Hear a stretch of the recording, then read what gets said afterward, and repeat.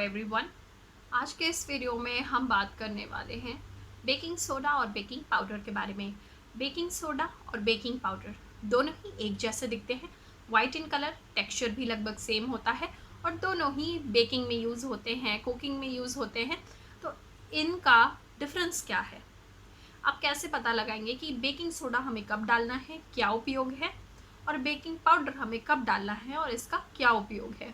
तो इस वीडियो में इसी पर हम थोड़ी सी रोशनी डालने वाले हैं। आई होप ये वीडियो आपको पसंद आएगा। Please like, share and subscribe. आज हम बात करेंगे बेकिंग सोडा और बेकिंग पाउडर के बारे में कि इनमें क्या अंतर होता है और ये कैसे एक दूसरे से अलग हैं। आप में से कई लोगों को इस बात को लेकर कन्फ्यूजन होगी कि इसमें क्या अंतर है। बता दें, बेकिंग सोडा और बेकिंग पाउडर का इस्तेमाल ज़्यादातर घरों में ही किया जाता है।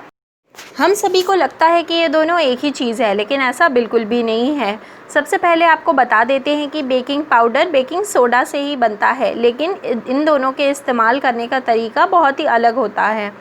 बेकिंग सोडे का केमिकल नाम है सोडियम बाइकार्बोनेट और बेकिंग पाउडर में सोडियम बाइकार्बोनेट के साथ में और भी कुछ केमिकल्स होते हैं। जब हम कोई ऐसा आइटम पकाते हैं जो हमें जल्दी कंज्यूम करना है 1 या 2 दिन के अंदर, जैसे कि जलेबी, दही बड़े, छोले भटूरे, या फिर आप जब नान बनाते हैं, तब हम बेकिंग सोडा का उपयोग करते हैं। लेकिन जब हमें लॉन्ग टर्म में यूज़ करने वाले आइटम्स बनाने होते हैं, जैसे ब्रेड, केक, पिज़्ज़ा बेस या फिर कपकेक्स, उसमें हम बेकिंग पाउडर का इस्तेमाल करते हैं। बेकिंग सोडा और बेकिंग पाउडर का उपयोग हमारे खाने को फ्लफ़ी बनाने में होता है। दोनों का ही काम कुछ इस तरह से है, ये हमारे खाने में CO2 के बबल्स बनाते हैं, और जब CO2 के एयर बबल्स बनते हैं तो हमारा खाना फूलता है, यानी राइज़ होता है, फ्लफ़ी लगता है।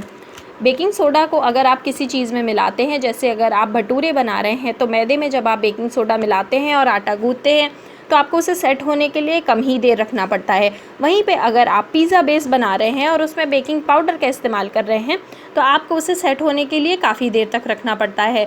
बेकिंग सोडा सिर्फ एक ही बार रिएक्ट होता है। अगर आपने ढोकला बनाया हो कभी, तो आपको पता होगा कि बेकिंग सोडे को जैसे ही हम घोल में मिलाते हैं, 5 मिनट के अंदर ही हमें सारा प्रोसेस करना होता है, क्योंकि बेकिंग सोडा एक ही बार रिएक्ट करता है और वहीं पे बेकिंग पाउडर 2 बार रिएक्ट करता है।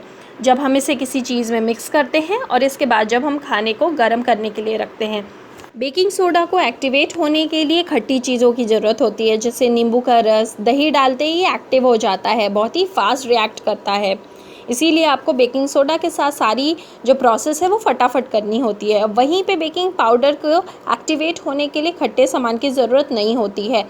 भटूरे या नान के लिए मैदा दही से ही गूंदा जाता है और इसमें बेकिंग सोडा का उपयोग किया जाता है, जबकि केक, मफ़िन्स और बेकरी वाली चीज़ें जैसे कि पिज़्ज़ा बेस, इन्हें जब हम माइक्रोवेव में रखते हैं, तो इसमें पड़ा बेकिंग पाउडर जैसे ही गर्मी के संपर्क में आता है, इसमें जो पहले से ही बबल्स बने होते हैं वो और बड़े हो जाते हैं।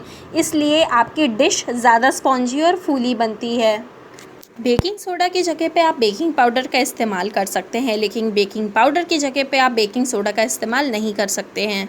बेकिंग सोडा सोडियम बाइकार्बोनेट होता है। बेकिंग पाउडर भी सोडा के बाइकार्बोनेट से ही बनता है, लेकिन इसमें कुछ और भी इंग्रेडिएंट्स होते हैं। क्योंकि बेकिंग पाउडर में एसिडिक मीडियम यानी क्रीम ऑफ टार्टर मिले होते हैं, इसीलिए यह खाने में मिलाने से स्वयं ही काम करना शुरू कर देता है। इसीलिए जो रेसिपीज़ खट्टी नहीं हैं, वहाँ पे भी बेकिंग पाउडर प्रयोग किया जा सकता है। मैं आपको जल्दी से बता देती हूँ कि बेकिंग सोडा का इस्तेमाल आप कहाँ कहाँ और भी कर सकते हैं। आपको ये तो मैंने बता दिया कि इसे मैदा गूँथने के लिए और कोल्ड ड्रिंक्स या फिर अगर आप सोडा वाटर बना रहे हैं उसमें भी उपयोग लाया जाता है। अगर आप कपड़े धोने के साबुन में या कपड़े धोने के डिटर्जेंट में थोड़ा सा बेकिंग सोडा मिला दें, तो आपके कपड़े और भी साफ़ धुलेंगे। बेकिंग सोडा का इस्तेमाल आप टाइल्स को चमकाने में भी कर सकते हैं। साथ ही इसके इस्तेमाल से चांदी के बर्तन या फिर चांदी के गहने या पुरानी पड़ी हुई मटमैली पायल भी आप साफ़ कर सकते हैं। शरीर की बदबू हटाने के लिए भी आप बेकिंग सोडा का उपयोग कर सकते हैं। नहाने के पानी में 1 कप बेकिंग सोडा इस्तेमाल करें। बेकिंग सोडा न्यूट्रल एसिड होता है जो शरीर से बदबू बाहर निकालता है और शरीर के ऑयल को भी कम करता है। इससे नहाने से आपका शरीर सॉफ्ट और स्मूथ हो जाता है। अब हम फटाफट से कुछ FAQ यानी फ्रीक्वेंटली आस्क्ड क्वेश्चंस लेने वाले हैं, जो कि बेकिंग पाउडर और बेकिंग सोडा से ही रिलेटेड है।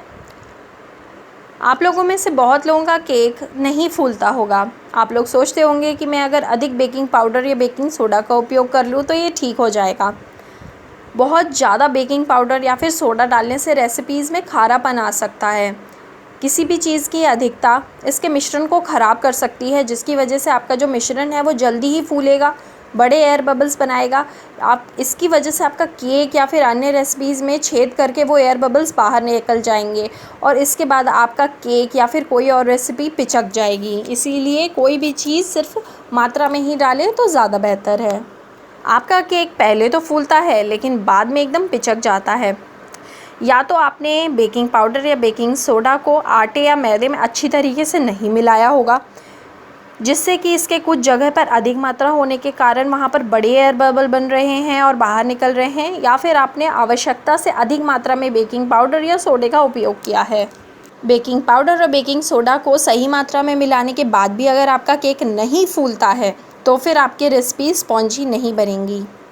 यह इसलिए है क्योंकि बेकिंग पाउडर या बेकिंग सोडा जो भी आपके पास है वह सही से काम नहीं कर रहा है, काफ़ी पुराना हो चुका है।